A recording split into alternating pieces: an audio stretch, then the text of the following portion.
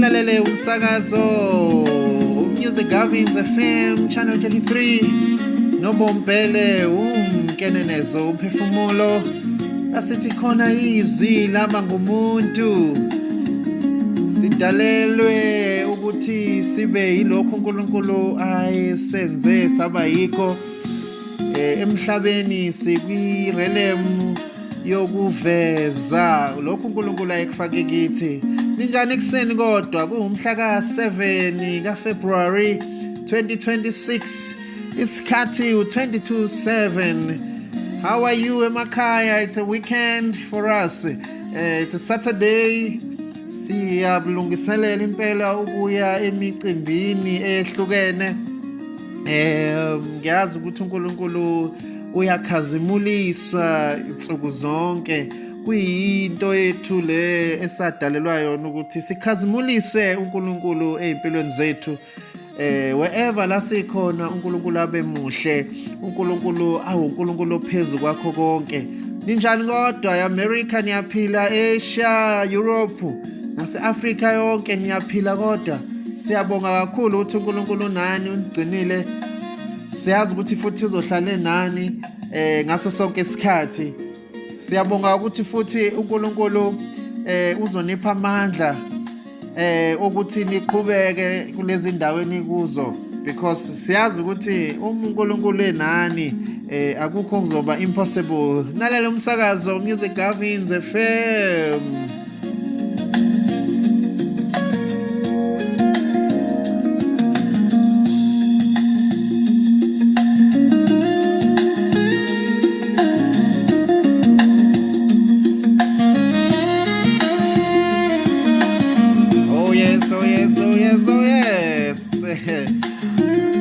Sikhuluma ngendaba kaMose la nabantwana baka-Israyeli. Naye umIsrael naye. Sometimes sike sikhulume ngoMose kube ngathi yena wayengayena umIsraelites. Sinakho empilweni lokhu ukuthi masikhuluma ngabanye abantu kube ngathi asikhulumi ngathi. Kuyisifiso sethu kulomsakazo ukuthi abantu basibheke bona, ngoba kuye kuthiwa ushintsho ofuna ukulibona maliqale kuwe. Okusho ukuthi ungaqala ukhulume ngabantu kube ngathi abantu abanye abantu, kanti nawe umuntu. Kusho ukuthi kulabantu okhuluma ngabo nawe ukhona kubona, you are part of that. Kuye kuthiwa mawukhomba umuntu ngomunwe iminwe eminingi ikhomba kuwena. So kusho ukuthi kufanele sibe abantu abazibuka within, bazilungise ngaphakathi, bacela iNkosi balungise from within ukuze kuvele lokho okuhle okuvele emhlabeni okuyikona uNkulunkulu akufakile kuyithi ngaphakathi. But ke sizoqhubeka ngeke sibe nesikhathi eside. Ngiyazi umgqibela ngifuna ukunilibazisa. Abantu ba prepare, but ke siqhubeke silalela umsakazo nihambisa ivangeli ngalomsakazo. Siyathemba ukuthi ukukhula kwenzayo ezimpilweni zabantu. So nje sizokhuluma manje ngoMose bekwi-Red Sea, okuyindawo owayi ukuthi ke uNkulunkulu ufuna ukuveza inkazimulo, ufuna ukuyi-introduce kubo, ufuna ukuveza amandla akhe. Wabafaka entweni impossible for ukuthi umuntu konje. Labantu abanazikebe, akukho like there was nothing ukuthi bengakwazi unqamula olwandle ngeenyawo. So uNkulunkulu waye-introduce nje kubona, eveza ukuthi uNkulunkulu omkhulu kangakanani. So amandla akhe sizowabona ukuthi aza kanjani. And kubhlungu ukuthi ke baqala bacomplaina kuMose. Kwababhlungu impela indlela abasho ngayo ukuthi sakutshela ukuthi kuzokwenzeka kanje. Yababona abantu abalindele ukuthi into ifeyile kodwa kube kulethwe inkululeko yabo. But uMose into engiyithandayo, I'll read lapha ku okay, let me start read ukuthi bathini from chapter 14 verse 10. uFaro esondela abantwana bakwa-Israyeli baphakamisa amehlo abheka abaseGibhithe babe balandela base besaba kakhulu abantwana bakwa-Israyeli bakhala kuJehova. Esinye isitho esikhulu esinaso njengabantu kwesaba okudala ukuthi umuntu agcine sewumuntu lesizulu Nkosi yami ocomplainayo ingakho uNkulunkulu njalo mayehlangana nomuntu uthi ungesabi qina ube namandla ukuthi ube namandla okwazi ukuthi nginawe.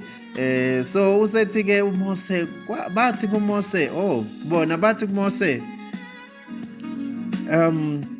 ngokuba kwakungekho mathuna eGibhithe usikhiphile ukuba sifele ehlane na, usenzeleni lokhu wasikhipha eGibhithe na?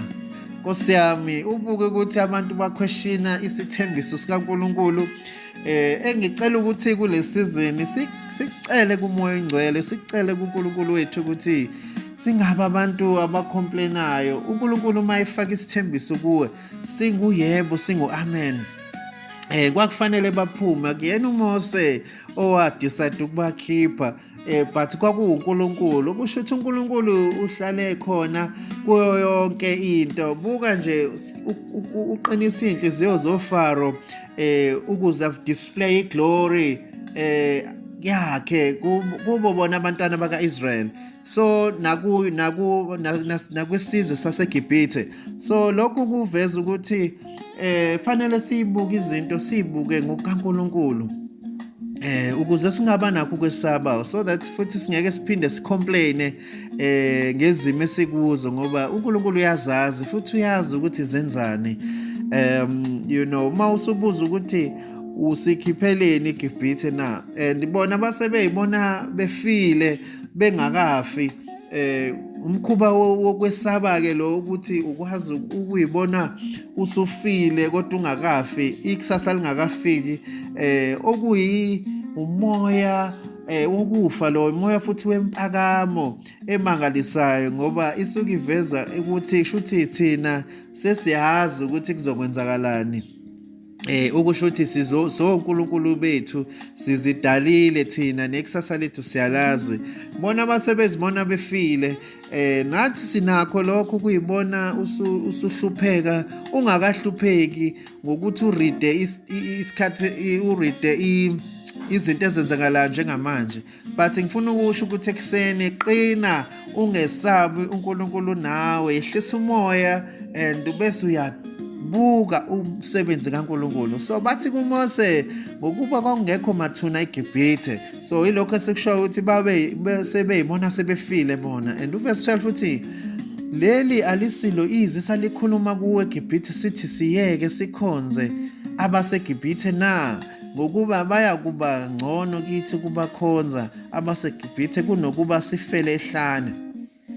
So babemtshela vele izinto ababemtshela zona uMose, but angifuna ukubona uMose ngoba kunalo muntu okuwe okufanele aqine abambelele ekutheni uNkulunkulu utheni kuwe, ngoba vele yonke lezi zinto azenzeki outside of you. Njengoba sikhuluma ngalabantwana abacomplainayo, uMose simthatha njengomuntu who's carrying the word. uNkulunkulu alifake kuyena elingashintshi futhi elinqobayo. So laba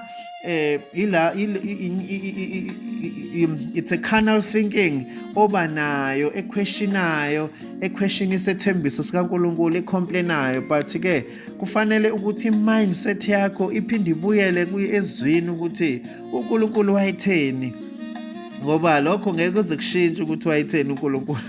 It doesn't matter ukuthi ungathini wena, but okushiwo uNkulunkulu kunguku kuzokwenzeka njengoba.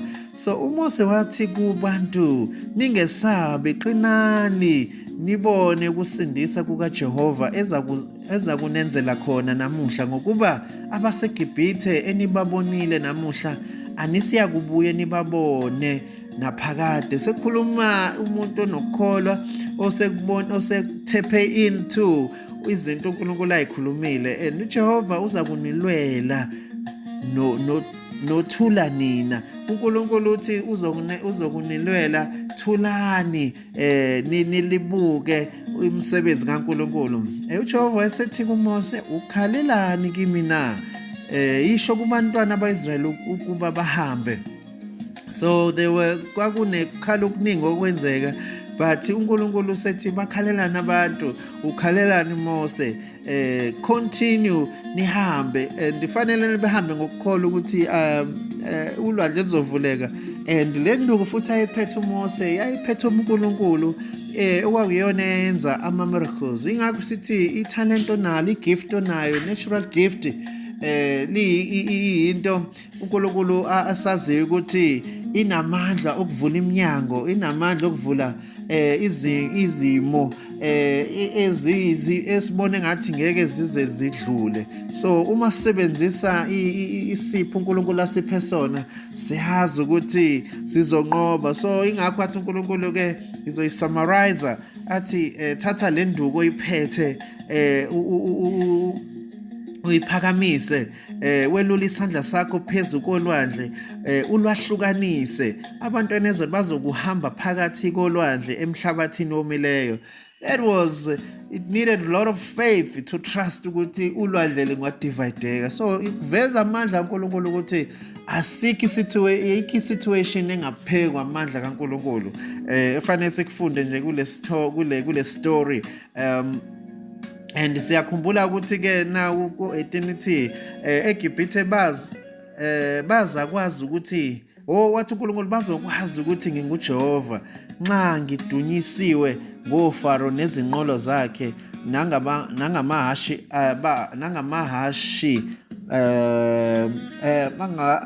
God isiZulu, ngezinqola zakhe nangabamahashi bakhe. So bazomdumisa uNkulunkulu, bebona amandla kaNkulunkulu enzeke empilweni zabo. So kuthiwa ingelosi kaNkulunkulu eyayihambile phambi kwempi ka-Israyeli yasuka yahamba emva kwabo, nensika yefu yasuka phambi kwabo yema ngemuva. Sibona uNkulunkulu ezoba isisekelo sabo, because imumva labo kwakufanele lisetshenzwe, ukwazi ukumbona uNkulunkulu nasemumva, ngoba ikona ukukwazi ukusisiza lokho ukuthi siqhubeke.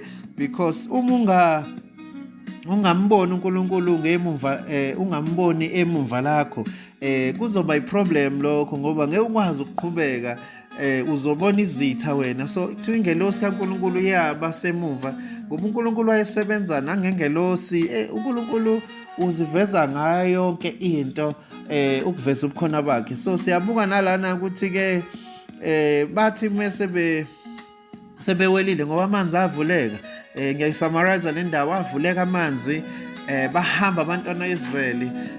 Kuthe uNkulunkulu waqinisa inhliziyo kaFaro, wathi hayi asibalandele, bangena nabo. Sebekhohliwe ukuthi amanzi awavulwanga, awavulwanga yibona, avulwe uNkulunkulu kaIsrayeli. So bangena nabo ngokukhulu ukuzethemba. Kuthe uma sebewelela abantwana bakaIsrayeli, babona amanzi esebuya manje, bona bese phansi, ngoba uNkulunkulu wavele waphazamisa iy'nqolobane zabo. Let me read. Kwathi ngomlindo wokusa uJehova walunguza impi yabaseGibhithe, uverse 24 loyo, esensikeni yomlilo nayefu. Wayidunga impi yabaseGibhithe, wawisa amasondo ezinqola ukuba bahambise kakhulu, baze bathi abaseGibhithe, masibaleke ebusweni buka-Israyeli, ngokuba uJehova uyabalwela emelene nabaseGibhithe. Le nto uNkulunkulu ayifuna amaGibhithe agcine sebona ukuthi akubona abantu laba abazenzela lezi zinto, kunoNkulunkulu behind it. Okubalulekile lokho ukuthi uNkulunkulu usuke efuna sibone yena ezimweni esikuzo, noma sesizimo seyinqotshwa, simbone ukuthi umdali wethu. And then kuthiwa ke uMose wayeselula isandla sakhe phezu kolwandle, ulwandle lwabuyela endaweni yalo, ngokufisa kokusa abaseGibhithe balubalekela uJehova wabathunthethela abaseGibhithe phakathi kolwandle. Amanzi abuyela asibekela izinqola namahashi nayo yonke impi kaFaro eyangena olwandle emva kwazo akwasala noyedwa kubo. Kepha abantwana beIsrael bahamba emhlabathini omileyo phakathi kolwandle, amanzi abalungange kubo ngakwesinene nangosukhohlo. Kanjalo uJehova wasindisa uIsrayeli esandleni sabaseGibhithe. uIsrayeli wabona abaseGibhithe befile ogwini lolwandle. uIsrayeli wabona umsebenzi omkhulu uJehova wenzile phezu kwabaseGibhithe. Abantu base bemesaba uJehova, bakholwa kuJehova nenceku yakhe uMose. So niyabona uNkulunkulu wayeintroduce kangakanani, okuyithi nathi esikushoyo ukuthi uNkulunkulu uyayi-introduce kithi asimkholwe. Simkhole, ukukholwa kwethu kungapheli, sime singadingi futhi ukuthi uNkulunkulu azenze imangaliso. Remember ukuthi imangaliso kaNkulunkulu uzenza kubantu abangakholwa. So uma ubona imangaliso kusho ukuthi kusuke kunabantu abangakholwa, ngoba imangaliso kubantu abakholwayo izinto ezijwayelekile. Kubalekile lokho sikubheka ukuthi ungazi ufuna uNkulunkulu azapprove amandla akhe ukuze ukwazi ukubona. So just believe and uzobona amandla kaNkulunkulu ebonakala empilweni yakho. Thank you so much. Siyabonga ngokuthi nixhume kulomsakazo. Sesiyahamba sizonibona ntambama.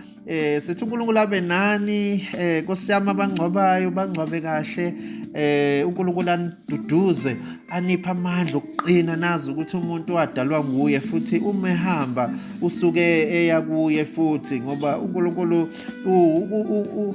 is everywhere and is in every person. So ningesabi, uNkulunkulu anikhulise bantwana, ningasabi, lisho njalo izwi. Nama emcimbini ehlukene inkonzo, uNkulunkulu anisibekele, icebo likaNkulunkulu lingalahleki, nihlale nenze lokhu uNkulunkulu athi kwenzeni. Siyabonga ulalela umsakazo Music Gardens FM Channel 33. Umsakazo uhlala umusha njalo, omusha for isikhathi esisha. God bless you. I'm gonna see you in the afternoon. We love you.